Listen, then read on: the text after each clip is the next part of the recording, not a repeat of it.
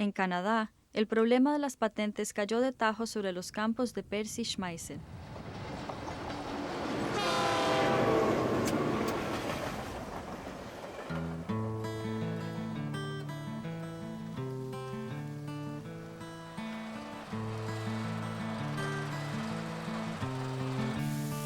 I've been farming for 53 years, and in those years I've grown mostly wheat, canola, oats, and peas. This field has had wheat, and the field behind me has canola in it, or rapeseed as it is known in Europe. When our grandparents came to this country, there was no such thing as chemical companies or seed companies, and they had to rely and develop their own seed, borrow seed from their neighbors, or bring it from Europe with them. Percy era conocido en esta parte de Canadá por desarrollar y mantener variedades de semillas. I would say that our best grains, our best seeds, have not been developed by research people or scientists. They have been developed by farmers. En 1997, Percy roció Roundup de Monsanto en postes y cunetas, como lo había hecho por años. Algunas plantas de canola no murieron. I thought initially that some of those plants didn't die because I had been spraying year after year after year with Roundup in the same area, and companies warn you, you shouldn't spray every year because you could develop a resistance. Monsanto found out about it, and they went on my land that I farm without my knowledge, without my permission, and took plants or seeds and said some of that was Monsanto's Roundup Ready canola. In August the 6th of 1998, they launched a lawsuit against me.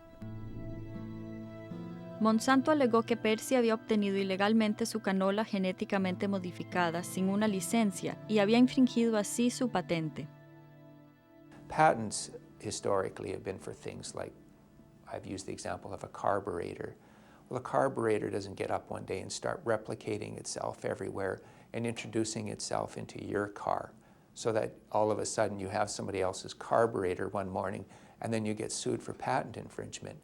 So that's the unique nature of this type of technology, that once you've unleashed it into the environment, uncontrolled and unconfined, it will spread everywhere. Before the main trial, Monsanto withdrew then all their allegations against me that I had ever obtained a seed illegally. And they went on to say that it didn't matter how the seed got on to my land, I still infringed on their patent. Because my land is on the east side of the road, the main road, the prevailing winds here are from the west. So it would be natural for the canola that blew off of trucks to land in the field here. In fact, one farmer told me that when he drove past my land hauling a Roundup Ready canola, his tarp had broken, and he estimated he lost enough past my 2 miles of land to seed 2,000 acres. Well, I think one of the biggest issues in the case is where to draw the line between the people and the companies who produce and come up with this new technology. The line ended up being drawn way into the farmers' fields. And our contention was the line should clearly be drawn such that farmers have a right to continue to farm. They should be able to save and reuse their own seed. They should be able to buy seed, conventional seed, from their neighbors as they've had in the past, without having to worry about whether they're infringing somebody's patent now. 1999, when I went to seed my canola fields, I was advised by my lawyer not to use my own seed again because I now knew it was contaminated by Monsanto's genetic altered canola. And it was seed that was adapted to this region and grew quite well because it was resistant to various diseases. Percy destruyó más de 500 kilos de semillas que él y su esposa habían desarrollado durante décadas. The lawsuit and my loss of my seeds was the hardest thing that could have ever happened to us. Now here Monsanto comes along, what we worked for all these years, they just want to take it away just like that from us. I could never do that to go into their office and take anything. I would be prosecuted. And they can just come and do anything to the farmers just like they own them or so. It really is upsetting. And I feel they've taken my rights away and our privacy. And we're not the only ones they've been doing to, it's many others. Why are they prosecuting so many of these little farmers? Well, they're only maybe worth a couple of $100,000 when they're such a multinational company. Why?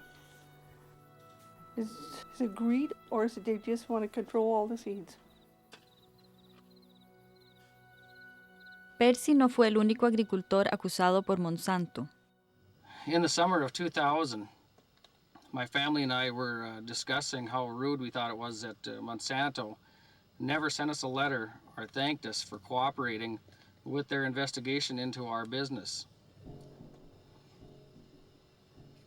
We were stunned when in late July of the year 2000, we received a letter from a law firm in New Orleans that was representing Monsanto Company, accusing us of infringing on their patent. Every accused grower in the United States that I've talked to had nearly identical stories. They come and test your crop.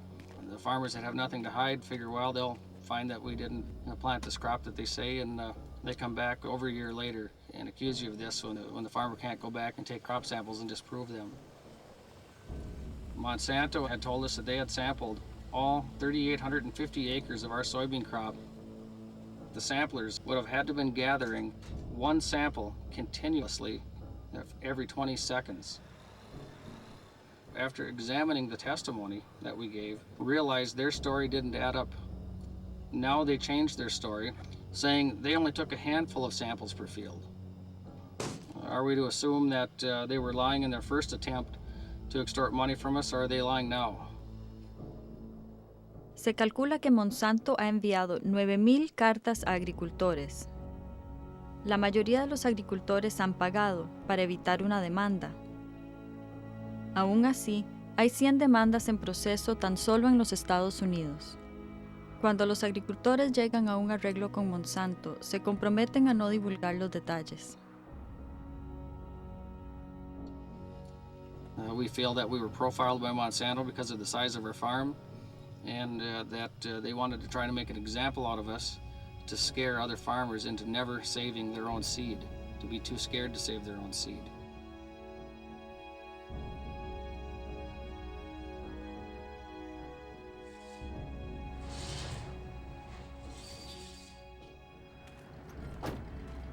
Eventually, my case went to court after 2.5 years, and Monsanto dragged me through those courts in pre-trial. They did everything to break me and basically took all of our retirement funds, because just my lawyer fees alone up to date have been around $200,000. One of his sons said, "Mom and Dad, I hope it won't get you down because they're trying to destroy you, but I hope you're strong and you just get through it all."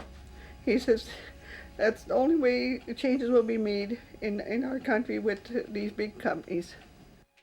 Monsanto ready to wage war. Schmeiser's case opened the door for Monsanto to pursue other patent breaches. A lot of people have asked me why I didn't just settle. I probably could have settled for maybe a slap on the wrist or maybe a few $1,000s fine. But what I did was talk it over with my wife and said, look, they destroyed our seed, everything we've worked for in the last 50 years. And if I sign this, that I grew genetic altered canola without a license when we were doing our own thing, minding our own business, I couldn't live with myself. And I feel that it was taking my fundamental rights away from me. My grandparents left a system like that way back, turn of the century, to get away from control and a feudal type system. Are we going to want to go back to that? And we said no. We'll fight it and stand up for what we believe in.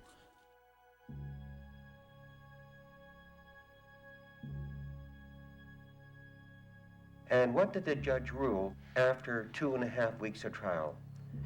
He said it didn't matter how Monsanto's genetic altered canola got into my field.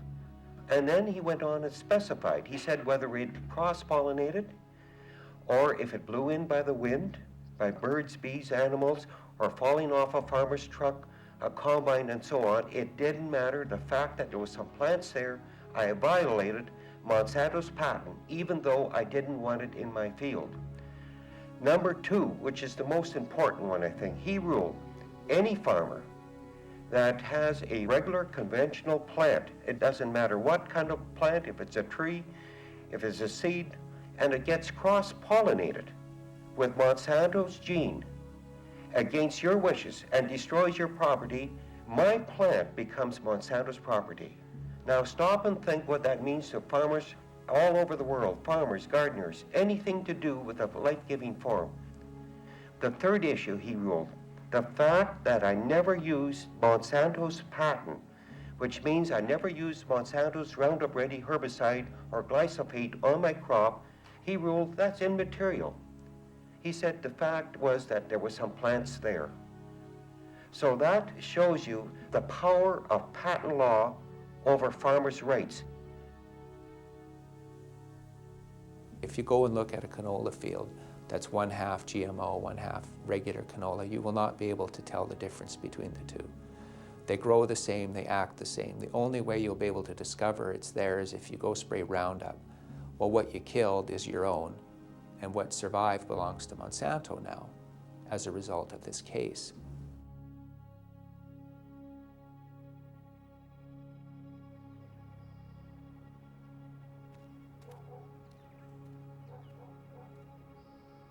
In the last 2 months, I probably had 100 phone calls, minimum, about people finding canola in their fields that never ever had it before. And I think it would be safe to say that it would be very difficult to find one field in Western Canada that would not now be contaminated to some degree with Monsanto's GMO canola.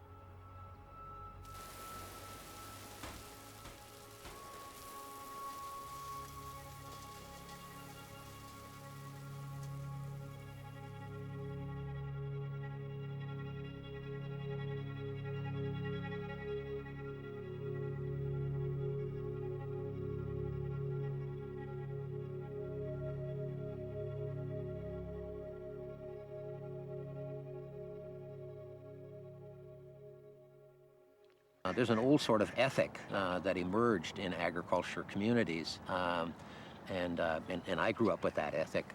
And the basic ethic was that if I decided to bring an agricultural enterprise into my neighborhood that was potentially damaging to my neighbors, for example, if I decide to raise cattle, and those cattle are potentially very damaging to my neighbor's crops, it's my responsibility to fence the cattle in. It's not my neighbor's responsibility to fence them out to prevent damage to his crops. The way that the system is functioning now, it's my responsibility to fence that technology out from my crops. And of course, there's no way that you can build a fence high enough to prevent that. We know that now. Todas las especies han desarrollado mecanismos a lo largo de millones de años para proteger sus células de la invasión de ADN ajeno. Los ingenieros genéticos tienen que romper la integridad de esas barreras para insertar una nueva característica genética en una planta o animal. Cuando se inició la ingeniería genética hace 30 años, se creía que cada gen expresaba un solo carácter